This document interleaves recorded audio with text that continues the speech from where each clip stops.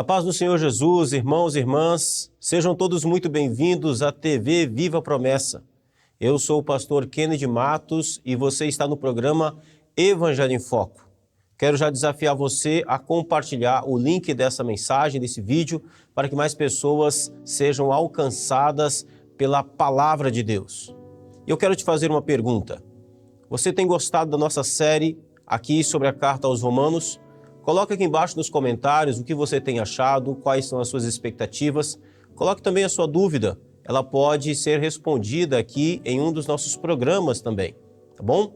E eu gostaria de convidar você para que nós pudéssemos continuar nessa jornada pela carta aos Romanos. Aliás, você já leu a carta aos Romanos? Essa carta é um compêndio de teologia. É uma das cartas mais poderosas, historicamente falando, em termos de transformação de vida de pessoas. Nós somos impactados com aquilo que o Espírito Santo de Deus inspirou o apóstolo Paulo ao escrever essa carta. Eu quero só relembrar com você.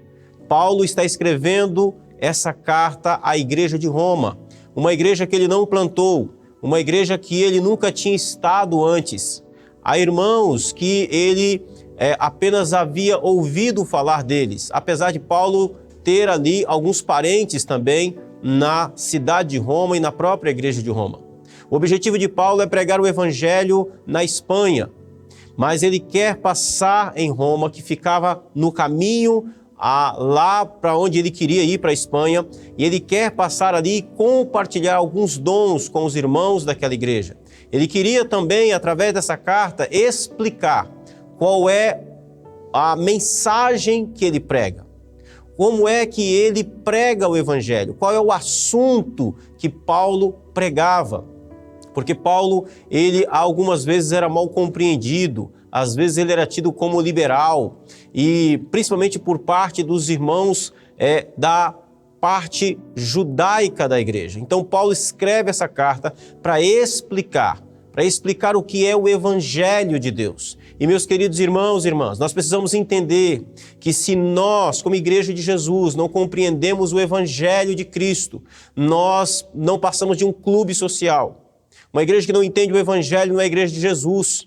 Nós precisamos ter clareza do que é o evangelho. E estudar Romanos é uma grande oportunidade, é um privilégio aprender sobre o evangelho de Cristo que está registrado nessa carta. Então eu desafio você a pegar a sua Bíblia. Nós não podemos ter a ousadia de estudarmos a palavra de Deus sem ter a Bíblia na mão. Eu desafio você a pegar a sua Bíblia para que você possa acompanhar comigo o que o texto está dizendo. Então, por favor, pegue a sua Bíblia, abre o seu coração para que você possa receber a palavra de Deus.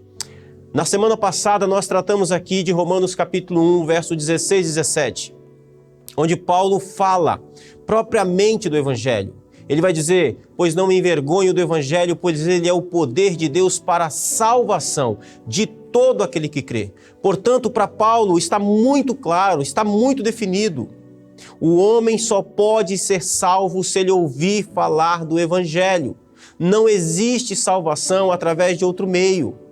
Se o seu pai, se a sua mãe, se o seu filho, se os seus pais não ouvirem falar do Evangelho, eles não podem ser salvos. Por quê? Porque o Evangelho é a mensagem que fala a respeito do sacrifício de Cristo na cruz do Calvário. O Evangelho é a boa notícia de que Deus, ele salvou o homem, não apenas de que ele salvou o homem, mas de como que Deus salva o homem.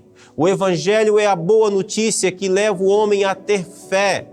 Ninguém tem fé se não ouvir o Evangelho, meu irmão. Nós precisamos ouvir o Evangelho para que possamos receber a fé, que é um dom dado por Deus. A fé vem pelo ouvir e ouvir da palavra de Deus. É isso que o apóstolo Paulo vai dizer nesta mesma carta, lá em Romanos capítulo 10. Ninguém pode ser salvo se não ouvir a pregação do Evangelho.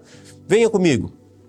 Venha comigo, Romanos capítulo 10, por favor, só para você compreender isso, nós vamos voltar para o nosso texto, que é Romanos 1, 18 ao 20. Mas antes, Romanos Romanos 10, 13 e 14.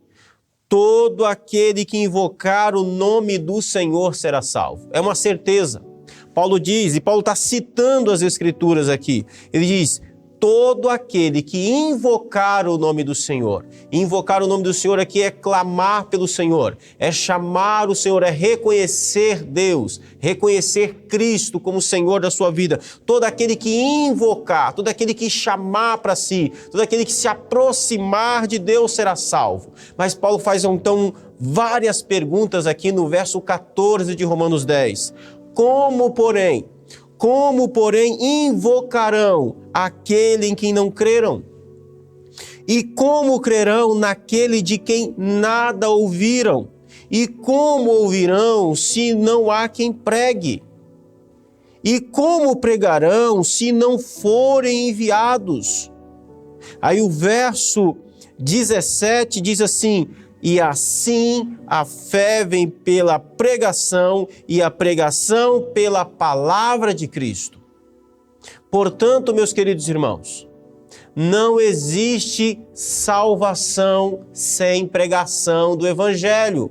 Ah, mas o meu vizinho é uma pessoa muito boa, mas a minha avó era uma pessoa muito boa, mas ela ouviu o Evangelho, ela creu em Jesus como Senhor e Salvador da sua vida através do Evangelho, através da pregação do Evangelho? Não ouviu. Então ela não tinha fé. Não, pastor, mas ela tinha muita fé em Deus. Não. O que ela tinha era uma certeza de que Deus existe. E isso todo ser humano tem. E para falar um pouquinho mais sobre isso, agora eu quero convidar você para voltar lá para Romanos capítulo 1, verso 18 e 20. Nós estamos seguindo a carta aos Romanos texto após texto. Meu irmão, a gente não está com pressa. Nós não estamos com pressa aqui. Nós vamos passar por toda essa carta com a graça de Deus. Texto após texto. Nós vamos ouvir do Espírito Santo o que Ele tem a nos ensinar através da sua palavra. Então, pegue a sua Bíblia, abre ela. Romanos capítulo 1, verso 18 ao verso 20. Diz assim a palavra de Deus: a ira de Deus se revela do céu contra toda a impiedade e perversão dos homens que detêm a verdade pela injustiça. Porquanto o que de Deus se pode conhecer é manifesto entre eles, porque Deus lhes manifestou.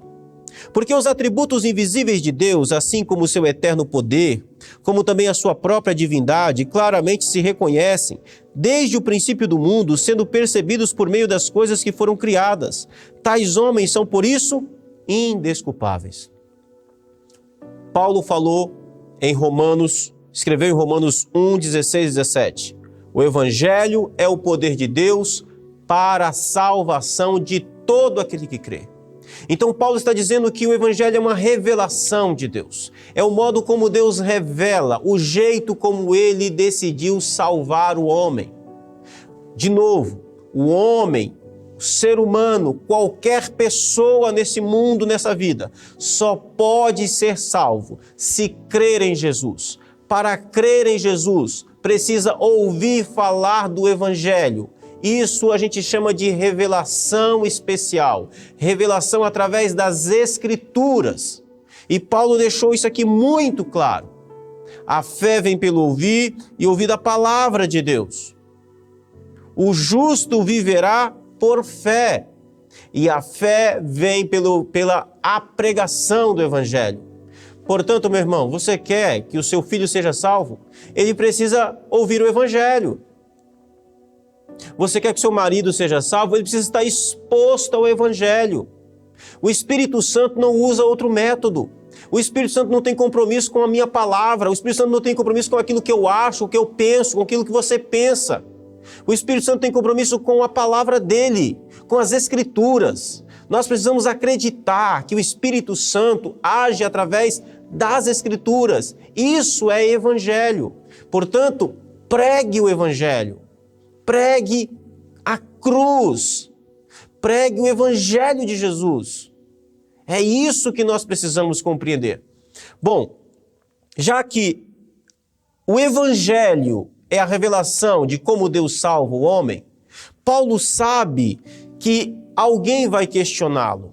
Tá bom, Paulo, mas e aquelas pessoas que nunca ouviram falar de Jesus? E aqueles povos nunca alcançados? E os povos originários que nunca ouviram falar do Evangelho? Qual é a condição deles diante de Deus? Eles estão salvos, estão perdidos, eles são inocentes, eles estão abonados diante de Deus? Será que existe salvação na ignorância? Será que existe justificação na ignorância? Paulo então vai responder a essas perguntas porque ele sabe que as pessoas vão fazer esse tipo de pergunta diante da afirmação dele de que o Evangelho é o poder de Deus para a salvação de todo aquele que crê. Tá, e aquele que nunca ouviu falar do Evangelho? Paulo então responde, verso 18, a ira de Deus se revela do céu contra toda impiedade e perversão dos homens que detêm a verdade pela injustiça. Em primeiro lugar, Paulo levanta aqui um problema. Qual é o problema do homem? Qual é o grande problema da humanidade? Qual é o seu grande problema? Qual é o meu grande problema? Qual é o grande problema dos povos originários? Qual é o grande problema dos hindus? Qual é o grande problema daquele pessoal da janela 1040? Qual é o grande problema do ser humano, onde quer que ele esteja? Está aqui, no verso 18. O grande problema dos homens é que eles são pecadores. O nosso grande problema, meus irmãos, é o fato de que nós nascemos pecadores. É o fato de que nós nascemos debaixo de condenação. Esse é o nosso grande problema. A questão é que o homem que nunca ouviu falar do Evangelho, ele já está colocado em uma situação, por causa do pecado, em uma situação de condenação. Veja comigo, por favor, Romanos capítulo 5. Romanos 5, verso 12. Paulo diz assim, portanto, assim como por um só homem entrou o pecado no mundo, e pelo pecado a morte, assim também a morte passou a todos os homens, porque todos pecaram. Romanos 3, 23. Pois todos pecaram e carecem da glória de Deus. Essa é a condição do ser humano. Por que que Paulo está dizendo o que ele está afirmando aqui, que Deus está irado? Paulo fala que Deus está irado. Estaria Deus irado sem razão? Estaria Deus irado sem motivo algum? Não.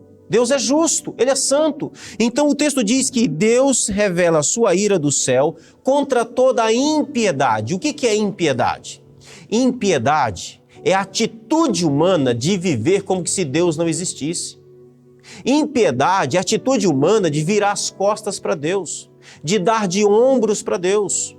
A Bíblia diz, o apóstolo Paulo está dizendo que a ira de Deus se revela dos céus contra essa atitude humana. Fingir que Deus não existe. Outra coisa que o Paulo diz aqui no texto é que a ira de Deus também, ela se manifesta, Deus revela a sua ira não apenas contra a impiedade, mas também contra a injustiça. Injustiça é a atitude humana de viver como se não existisse princípios ou leis estabelecidas. E lá em Romanos capítulo 2, o apóstolo Paulo diz que mesmo os homens mais longínquos, mesmo aqueles homens mais distantes, mais isolados, mesmo aqueles que nunca tiveram acesso à lei de Deus, aos 10 mandamentos, eles têm a lei gravada no seu coração. Vem aqui comigo, olha, Romanos capítulo 2. Romanos capítulo 2, Paulo vai dizer assim, olha, verso 14. Quando, os gentios que não têm lei, aqueles que não receberam a lei escrita, a lei dos 10 mandamentos, procedem por natureza de conformidade com a lei, não tendo lei, servem eles de lei para si mesmo. Estes mostram a norma da lei gravada no seu coração, testemunhando-lhe também a consciência e os seus pensamentos, mutuamente acusando-se e defendendo-se. Lá no meio dos índios, lá no meio dos povos originários, quando um rouba o objeto do outro, isso é considerado um roubo. Mas quem foi que disse? Se eles não receberam os 10 mandamentos. É porque a lei de Deus está gravada no coração do homem. Então, quando o homem se rebela contra essa revelação natural da lei de Deus em seu próprio coração, a Bíblia diz que isso atrai a ira de Deus, porque isso é injustiça. Não apenas isso, meus amados. Romanos 1,18 diz também que Deus revela a sua ira contra os homens que detêm a verdade pela injustiça. A verdade é a verdade de Deus. A verdade de Deus não pode ser destruída, não pode ser desmontada. A verdade de Deus, ela é poderosa, é um atributo de Deus. A verdade é eterna. A verdade, ela é perfeita. Você não pode destruir a verdade, mas você pode sufocar a verdade. A palavra deter aqui, que Paulo usa, ela tem uma ideia de manter sufocado, manter debaixo. É como se você pegasse uma bola de futebol e tentasse manter ela debaixo d'água na piscina. Uma hora ou outra essa bola vai escapar e ela vai vir à superfície. Assim é a verdade de Deus. Os homens tentam sufocar a verdade de Deus. Os homens tentam abafar a verdade de Deus, mas ela não pode ser destruída. Ela pode ser sufocada, mas logo, logo ela vai vir à tona. Mas essa atitude de sufocar a verdade atrai a ira de Deus, diz o apóstolo Paulo.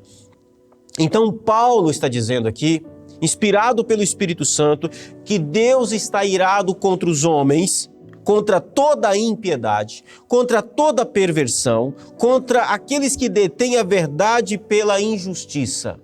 E de quem Paulo está falando? Paulo está falando de todos os homens, mas obviamente aqui no verso 18 a 20, ele está falando dos povos não alcançados, dos povos que não tiveram contato com a Bíblia, dos povos que não tiveram contato com o Evangelho, daqueles que não receberam a lei de Deus como os judeus receberam, como nós recebemos. Porque no verso 19 ele diz assim, olha, porquanto o que de Deus se pode conhecer é manifesto entre eles, porque Deus lhes manifestou. Preste atenção, meu irmão. Verso 19, Paulo está dizendo que Deus, aquilo que de Deus se pode conhecer, Deus manifestou entre esses homens. Então, um detalhe importante aqui para você. Eles não conhecem o Evangelho. Eles não conhecem Jesus. Eles não conhecem a lei, a palavra de Deus, as Escrituras, a Bíblia, é verdade. Mas eles conhecem Deus. Paulo está dizendo que esses homens, todos os povos conhecem a Deus. Eles conhecem o próprio Deus, porque o texto está dizendo que Deus mesmo se manifestou entre eles.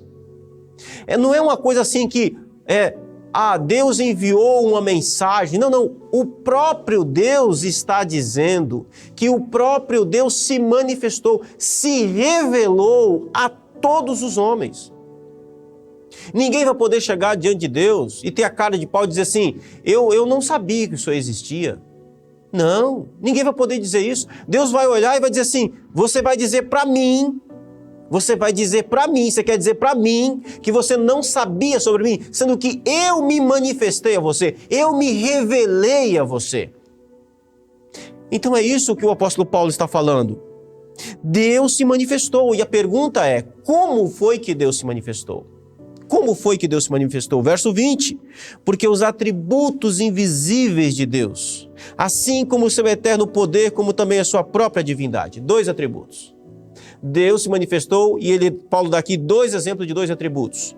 O eterno poder de Deus e a própria divindade de Deus. Preste atenção nos termos, meu irmão. Paulo diz, claramente, esses atributos claramente se reconhecem desde o princípio do mundo, sendo percebidos por meio das coisas que foram criadas. Perceba, eu quero chamar a sua atenção. Paulo diz que Deus se manifestou. Deus se manifestou entre eles. Deus mesmo lhes manifestou. Como, Paulo? Paulo diz, através dos seus atributos. Através dos atributos de Deus, Deus se revelou. E Paulo cita aqui só 2 exemplos. O eterno poder de Deus e a sua divindade. Quando o homem olha para a criação, ele percebe que existe um poder. Ele olha para a criação e ele diz, existe um Deus, existe uma divindade. Isso é a revelação de quem Deus é. Então Deus revela a toda a humanidade através dos seus atributos mediante a criação. Salmo 19 diz: os céus manifestam a glória de Deus e o firmamento anuncia as obras das suas mãos. Um dia faz declaração a outro dia, uma noite faz declaração a outra noite, e sem nenhuma voz ouve, sem nenhuma palavra ouve a sua voz por toda a terra. Todos os homens têm conhecimento de Deus.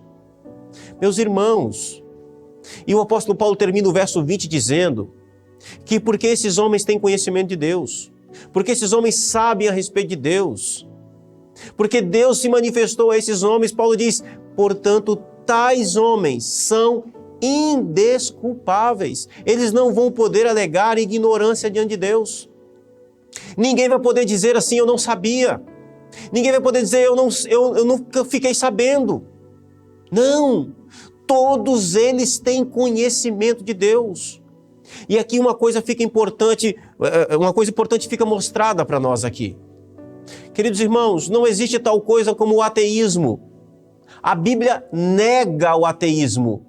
O ateísmo é o conceito filosófico que diz crer que Deus não existe. Não existe isso. Não, a Bíblia nega o ateísmo, porque o texto está dizendo que Deus se manifestou. O texto está dizendo que eles claramente reconheceram a Deus. O texto está dizendo no verso 20 que eles perceberam Deus. Meus irmãos, ateísmo é apenas uma rebelião do coração humano. Quando alguém chegar para você e dizer assim, eu sou ateu, diga, você é um mentiroso. Não existe tal coisa como o ateísmo. Você sabe que Deus existe. Deus se revelou a você.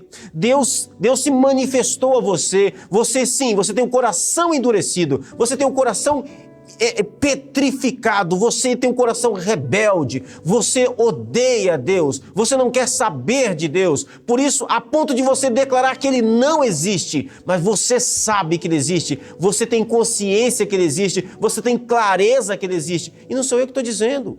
É o texto que diz que eles claramente reconheceram a Deus. Eles perceberam a Deus. Eles entenderam Deus.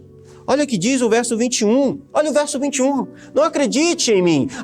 Nem acredite no ateu. Acredite nas Escrituras. Verso 21. Porquanto, tendo conhecimento de Deus.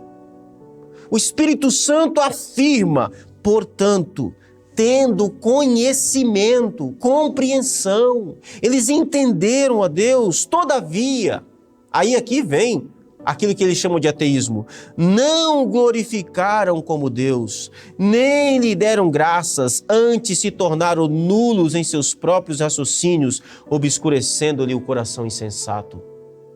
Isso aqui sim. Ateísmo não pode ser considerado, segundo o Evangelho, segundo a palavra de Deus, o fato da pessoa que ela não crê, ela não sabe ou não crê que Deus não existe, ela não entende, não. O texto diz que eles têm conhecimento. Conhecimento. Meu irmão, você tem pregado o Evangelho. Melhor ainda, você conhece o Evangelho de Jesus?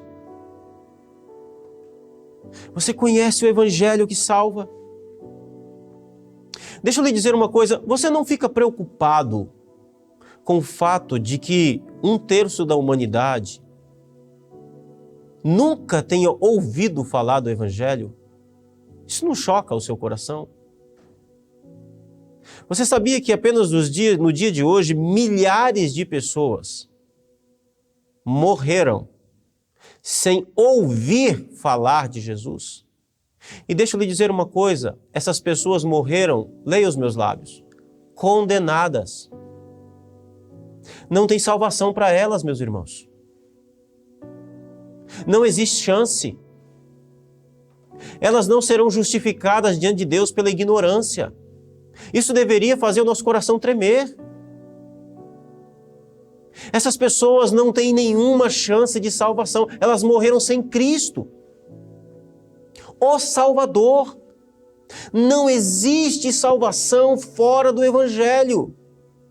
como todo aquele que invocar o nome do Senhor será salvo. Então, como é que o homem pode ser salvo? Se ele invocar o nome do Senhor, se ele crer no Senhor, se ele confessar ao Senhor. Mas como eles podem crer? Como eles podem confessar? Como é que eles podem invocar o nome do Senhor? Através da pregação. Se alguém pregar, eles ouvirão. Se eles ouvirem, eles crerão. Se eles crerem, serão salvos. Porque a fé vem pelo ouvir e ouvir da palavra de Cristo. Mas e se eles não ouvirem? E se ninguém pregar? Eles não podem crer. Se não podem crer, não podem ter fé. Não podem crer porque não têm fé. Se não creem, não têm fé, nunca invocarão o nome do Senhor, não poderão ser justificados. Por que eles não podem ser justificados? Pela ignorância. Por quê? Porque não existe salvação fora de Cristo e porque eles estão em uma posição de condenação por causa dos seus pecados. O pecado mata o homem, o pecado torna o homem condenável. Deixa eu ler um texto para você. João, Evangelho de João. E nós vamos ler esse texto e nós vamos orar, meus irmãos. Evangelho de João. João 3,16 é o texto mais conhecido da Bíblia. Porque Deus amou o mundo de tal maneira que deu o seu Filho unigênito, para que todo aquele que nele crê não pereça, mas tenha vida eterna. Maravilhoso. Que texto extraordinário. Mas você já leu João 3,18? Preste atenção. Quem nele crê não é condenado. O que não crê já está condenado, porquanto não crê no nome do unigênito Filho de Deus. Você percebeu? Quem nele crê, quem crê em Jesus, não é condenado. Quem não crê em Jesus já está condenado. O tempo do verbo está no presente, já está condenado. Porque não crê no nome do unigênito Filho de Deus. João 3,36. Por isso, quem crê no Filho tem a vida eterna. Quem crê no Filho. O que todavia se mantém rebelde contra o Filho, e essa é a posição do homem que não crê, ele é um rebelde diante de Deus. O que todavia se mantém rebelde contra o Filho não verá a vida, mas sobre ele permanece a ira de Deus. Romanos 1,18. A ira de Deus se revela dos céus contra toda impiedade e perversão dos homens que detêm a verdade pela injustiça. Porquanto o que de Deus se pode conhecer é manifesto entre eles, porque Deus lhes manifestou.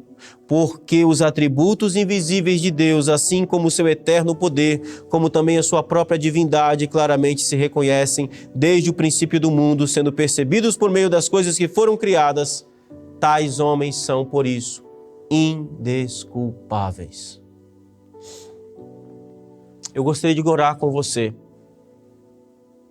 Eu quero que essa palavra choque o seu coração e que você se preocupe, sim, com o fato de que existem pessoas hoje que nunca ouviram falar de Jesus. E se elas não amanhecerem vivas amanhã, elas partiram para a eternidade completamente condenadas. E você tem o Evangelho. Você conhece o Salvador. Eu conheço. Que Deus possa despertar o nosso coração nesse sentido. Sabe por que Paulo está escrevendo essa carta para a igreja de Roma? Sabe para onde Paulo está indo quando ele está escrevendo essa carta? Ele está indo para a Espanha. Naquela época, a Espanha era um lugar onde Cristo ainda não tinha sido anunciado. Paulo é um pregador itinerante que prega onde Cristo ainda não foi anunciado, porque Paulo pesava sobre o seu coração o fato. Paulo não suportava a ideia de pensar de que alguém poderia morrer em estado de condenação porque não ouviu o evangelho que salva. Vamos orar? Deus Santo, tem misericórdia de nós. Deus Santo, nos ajude. Desperta, meu Deus, o nosso coração, para que nós não percamos nenhuma oportunidade de anunciar o seu evangelho. Dai-nos ousadia, Senhor, de alertarmos aos homens de que há uma ira do Senhor, furiosa, poderosa, contra o homem que ainda não invoca o nome de Jesus, por causa da sua condição de pecado. Deus Santo, em nome de Jesus, abençoa, Senhor. Abençoa, meu Deus, para que esses povos ainda não alcançados tenham, meu Deus, o privilégio de ouvir o evangelho que ouvimos. Nós cremos, Senhor, que se eles ouvirem o evangelho, eles serão salvos.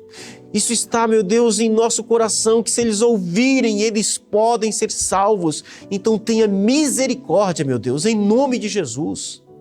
Envia-nos e tenha bondade, Senhor, e salve almas para a glória do Teu nome, em nome de Jesus. Amém. Querido irmão e irmã, eu quero agradecer a Deus pela sua vida e quero desafiar você a continuar aqui. Deixa eu te fazer uma pergunta. Qual é a consequência de uma sociedade, de uma humanidade, de um povo que decidiu sufocar a verdade, que vive como se Deus não existisse, que vive como se não existisse princípios e leis? Qual é a consequência? É o que nós vamos estar vendo aqui na próxima semana. Nós vamos continuar Romanos, passo a passo, sem pressa. E eu quero convidar você, então, à próxima semana para que nós possamos continuar nesse texto, ainda no capítulo 1. Amém? Que Deus abençoe o seu coração e quero também aqui desafiar você. Você já é um parceiro desse programa? Você já é aqui um amigo da missão? Se você ainda não é, deveria ser, deve ser, porque ser parceiro desse programa é ajudar a levar o evangelho, sim, aos povos ainda não alcançados. Amém? Meu irmão, minha irmã, Deus abençoe o seu coração, a sua vida de forma poderosa. Espero você aqui na próxima semana, se Deus quiser, em nome de Jesus.